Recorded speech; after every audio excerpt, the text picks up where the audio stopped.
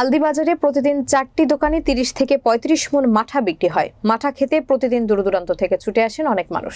দেশের অনেক এলাকার মাঠা খেয়েছি, আলদির মাঠার স্বাদ কোথাও পাইনি। বিখ্যাত মাঠা খেতে প্রতি মাসে একবার অন্তত নারায়ণগঞ্জ থেকে আলদি আসি, আবার পরিবারের সদস্যদের জন্য কিনে নিয়ে যাই। এসব কথা বলছিলেন নজরুল ইসলাম। ভোজন রসিক নজরুলের বাড়ি নারায়ণগঞ্জ।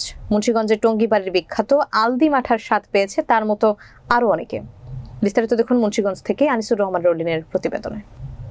এই মাঠার স্বাদ নিতে প্রতিদিন দূরদূরান্ত থেকে অনেক মানুষ ছুটে আসেন টঙ্গীবাড়ির আলদি বাজারে। স্বাদেও মানে অনন্য হওয়ায় গত 3 দশকে মাঠা ওই এলাকার ঐতিহ্য হয়ে দাঁড়িয়েছে। সময়ের সঙ্গে পাল্লা দিয়ে এই মাঠার জনপ্রিয়তা কেবল বেড়েছে। খাঁটি দুধের এই মাঠা বিক্রি করে দেশব্যাপী খ্যাতি পেয়েছেন এখানকার মাঠা বিক্রেতারা। প্রতিদিন 4টি ভাসমান দোকানে 30 থেকে 35 মণ মাঠা বিক্রি হয় আলদি বাজারে। সরেজমিনে গিয়ে দেখা যায় আলদি বাজার এলাকায় সেতুর ঢালে কাঠের মাচার ওপর বড় পাতিল ভর্তি করে ছানা, মাঠা এবং মাখন সাজিয়ে বসেছেন বিক্রেতারা। পাশেই মাঠার মাখন তুলছিলেন মাঠা বিক্রেতা কমল ঘোষ। ভোরের আলো ফুটতেই মাঠা পিপাসু মানুষের ভিড় শুরু করতে থাকে মাঠার দোকানে।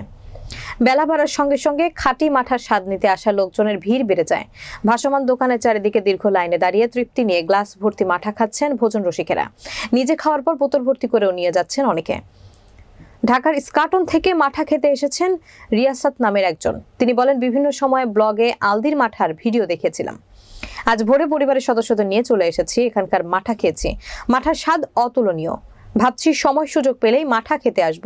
এই মাঠার স্বাদ ভোলার মতো নয় জানিয়ে সিরাজগঞ্জ থেকে আসা মোহাম্মদ তাজউদ্দিন বলেন, আলদির মাঠার কথা অনেক শুনেছি। আজ 2 বাচ্চা এবং বন্ধুদের নিয়ে এসেছে। পরিবারের জন্য 6 লিটার মাঠা সঙ্গে নিয়েছে। মাঠা বিক্রেতা এবং স্থানীয় ব্যক্তিদের সঙ্গে কথা বলে জানা যায় 30 বছর ধরে আলদি বাজারে মাঠা বিক্রি হচ্ছে।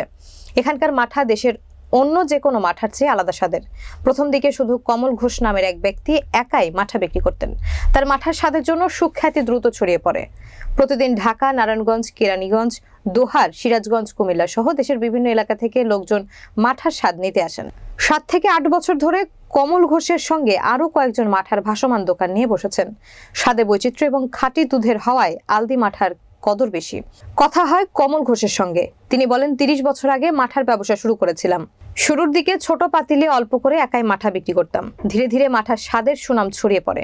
আমাদের আলদির মাঠা এখন সারা বাংলাদেশের মধ্যে বিখ্যাত। দেশের বিভিন্ন এলাকা থেকে মানুষ এখানে মাঠা খেতে আসছেন। খুব কষ্ট করে সারা রাত মাঠা বানাই।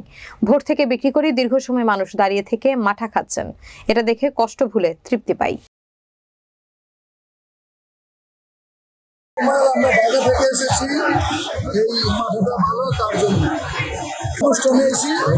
অনুষ্ঠানের এখানে শুনলাম এই মাঠাটা ভালো, তার জন্য আমরা এই যে রাত্র জাগ্রত থেকে না ঘুমাই এই মাত্র আসলাম খাওয়ার জন্য মাঠা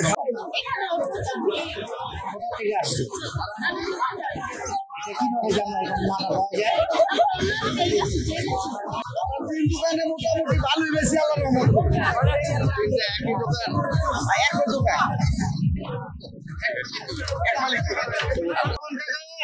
ছেলেরা বেছে নর্মাল ব্যাপারই 3-4 ছেলে সেখানে কি ভিড় আছে।